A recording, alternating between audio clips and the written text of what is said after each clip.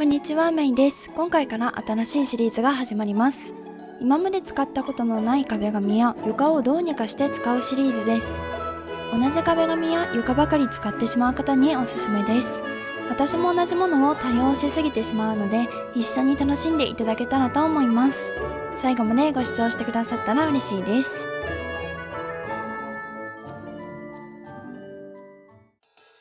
今回のテーマは予約でいっぱいのチョコレート専門店です。建物の入り口と店内を作っていきます。まずは部屋の概要です。部屋の大きさは 10×10。窓はなしでエントランスは左から2番目。明るさは白で最大の明るさ。環境音はなしです。壁紙と床の詳細です。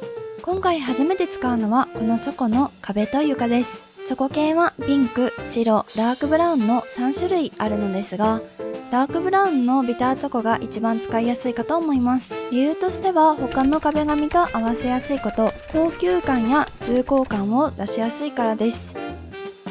今回の間取りです。道と内装両方作ります。内装は飲食スペース、厨房と分けます。まずは道となる部分にラグを敷いて部屋を分けます。今回はレンガのラグとダークウッドなフロアシートを敷いていきます。2種類使うと少しだけ凝っているように見えるのでおすすめです。部屋を大まかに分けたので飲食スペースから作っていきます。チョコレート専門店はどのお店も高級感があるので、エレガントな椅子やクロス付きラウンドテーブルなどで高級感を出していきます。このお店のショコラティエクリスは自慢の筋肉を生かし、豪快でありながらも繊細で緻密な味のするチョコスイーツを作り出します。味の秘訣は筋肉を鍛えるようにチョコレートを扱うことだそうです。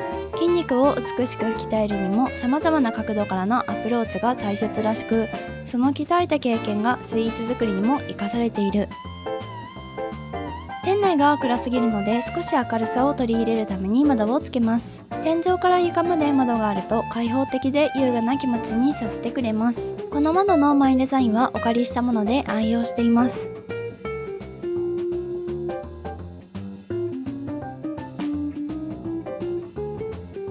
店内が狭い分、窓があると少しだけ圧迫感が減りますね。柱を足して単調さを緩和させます。内装の左側ができたので、次は右側を作っていきます。ここの厨房は簡易的なもので、最後の仕上げ工程やドリンクの作成など簡単な作業を行う場所です。実際に作られている場所とは少し離れた店舗という設定です。チョコレートは温度管理が何よりも重要ですし、繊細なんだと夢色パティシエールの柏野くんが言っていました。このアニメが好きで何度も見直しています。こんな感じになりました。少しずつ厨房っぽさが出てきましたね。料理を題材としたアニメや漫画がすごく好きでよく見ているんですけど、最初に料理系で見たアニメが夢色パティシエールだったんですよね。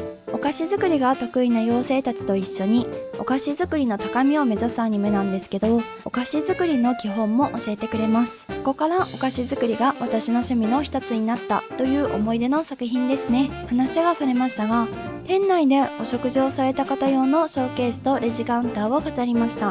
パーテーションボールのとこから店員さんがチョコを運んできてくれます。チョコの専門店なので紙袋も黒にして高級店な感じを出します。ゴールドのシャンデリアを飾ってさらに高級店な感じを出していきます。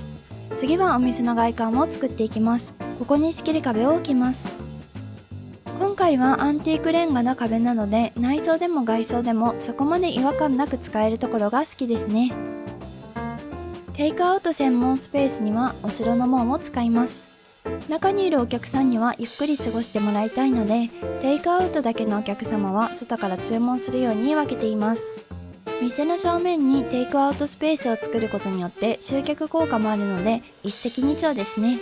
お城の門の裏にケーキのショーケースを置いていきます。この横長の展示台には季節の商品を飾ります。今の時期ならもうすぐクリスマスなのでクリスマスケーキなどですね。もし同じようなお店を作るときはこのディスプレイを変えるだけでもかなり印象が違ってくるので、いろいろと試してみてください。今回はクリスマスキャンドルとブッシュドノエルを飾ります。展示台の絵と少しだけマッチしていて好きな組み合わせです。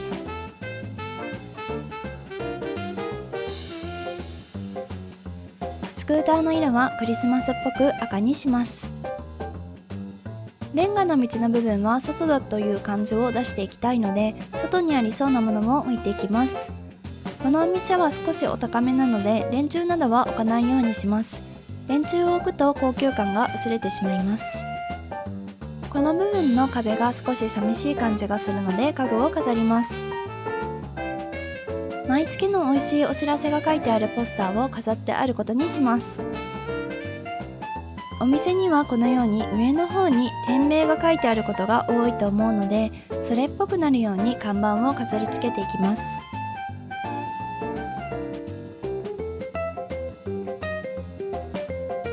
ちょっとだけお店っぽくできました。看板の左右にライトがあることも多いと思うので、両端に裸電球を飾ります。家具ギリギリに設置すると家具が少し照らされて雰囲気が出ますね。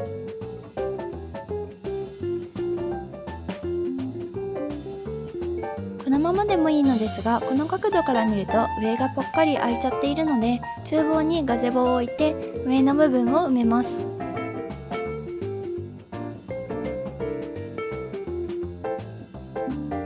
ここにガゼボがあると丸みが出てメリハリがつきますね。これで完成です。ショコラティエクリスのチョコレート専門店が出来上がりました。それでは完成ムービーをご覧ください。